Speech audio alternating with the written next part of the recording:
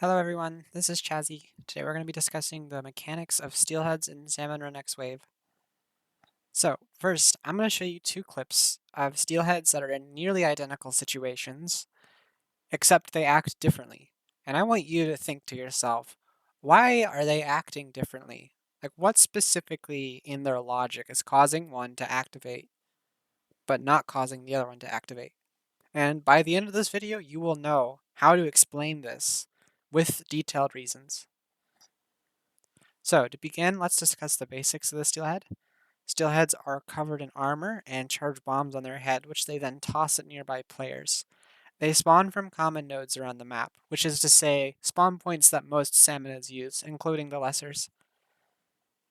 By default, a Steelhead will be in its roam state. To roam towards players, it dynamically checks for which player is closest to itself and determines a route through the map terrain to move in their direction. This is also known as pathfinding. If the closest player changes, so will the Steelhead's pathfinding. However, the way that the Steelhead determines who is quote-unquote closest is unintuitive. For example, this is normal tide sockeye station, and the yellow squid is on the spiral.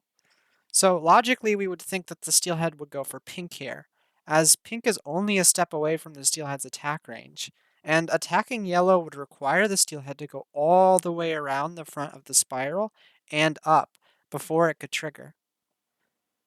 However, based on testing, we can think of the way it really determines the closest player by drawing lines through 3D space between players and the Steelhead. So here it draws a line to yellow and to pink and thinks the yellow line is shorter, and pathfinds towards yellow. This map is 2D, but we can visualize the height. From now on, keep in mind that when I say closest player, I am referring to the player that is closest based on this logic, so not our intuitive logic. And keep in mind that because it uses 3D space, that means that height plays a pretty big role. Because if you're level with the Steelhead, you'll have a shorter distance between you and the Steelhead than if you were in the same position but up or down compared to the Steelhead.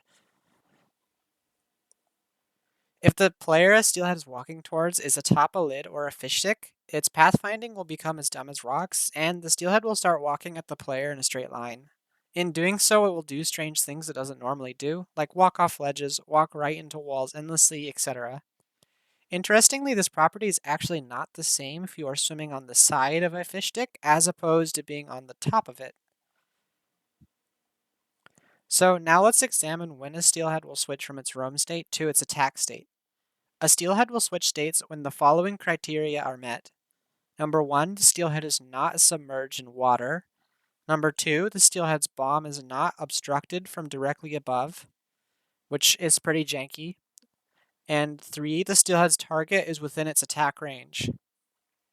So, of course, we need to talk about the attack range.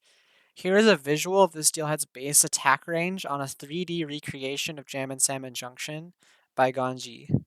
So if players are within the red zone around the Steelhead, which is invisible in-game, they are considered close enough to attack. Note that this does not extend very far upward above the Steelhead. Now, something to note about the third criterion for switching to the attack state is that it does matter if the player or players in the attack range of the Steelhead are the quote-unquote closest targeted player or not. It is possible for someone to be within the Steelhead's attack range but not be the target, while the real target isn't in the attack range and thus the Steelhead doesn't activate. This is usually seen with elevation because the attack range of the Steelhead does not go very high up. In this clip, I am well within the Steelhead's activation range, but I am not the target. The person on the spiral is, and the player on the spiral is too high up for the Steelhead to activate, so it keeps walking in front of the spiral. When all the criteria are met for the Steelhead to start its attack, it will enter its attack state and begin charging the bomb on its head. This bomb has 300 HP while charging, which is the same as the Steelhead dummy in the lobby. And if the bomb's HP drops to 0, then the Steelhead will blow up. This explosion deals 500 player team damage, which means it hits salmonids and not players, multiplied by the number of players whose games register this explosion.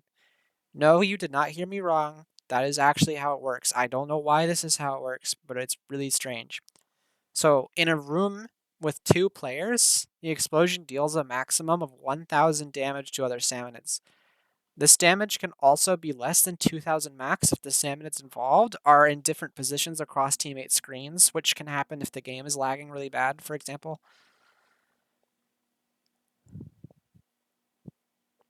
Steelheads also blow up in the same manner if their non-bomb HP hits 0. Steelheads have 500 armored HP, meaning that only weapons with armor-piercing property can damage them, like Killer Whale or Grisco Slosher. Exploding them this way will also cancel their attack if they are charging a bomb, and sometimes it will even delete the bomb if it has just been barely thrown, as the timing is intentionally generous.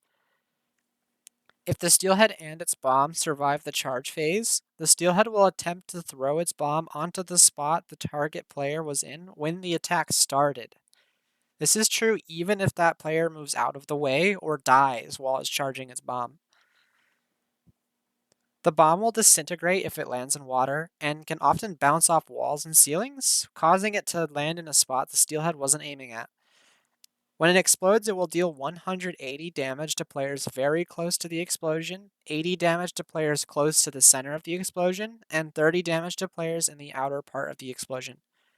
With Squid Roll armor, a player can tank even the maximum damage from the bomb if they're at max HP. After the Steelhead finishes its attack, it will check who the closest player is and if its criteria for being in the attack state are still met. If they are, it will stand still, turning and watching the current closest player, then will fire off another attack towards them after a short cooldown of around 3.5 to 4 seconds. If the Steelhead's attack cycle criteria are no longer met during this time between attacks, it will return to its roam state. The cooldown between possible attacks from the Steelhead will continue ticking even in the roam state. The attack range of the Steelhead actually permanently increases a significant amount after a Steelhead completes its first attack.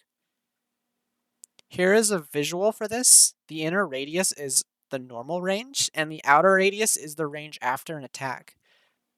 This means that after you activate a Steelhead, you will have to move further back than you did before activating it in order to not activate it again.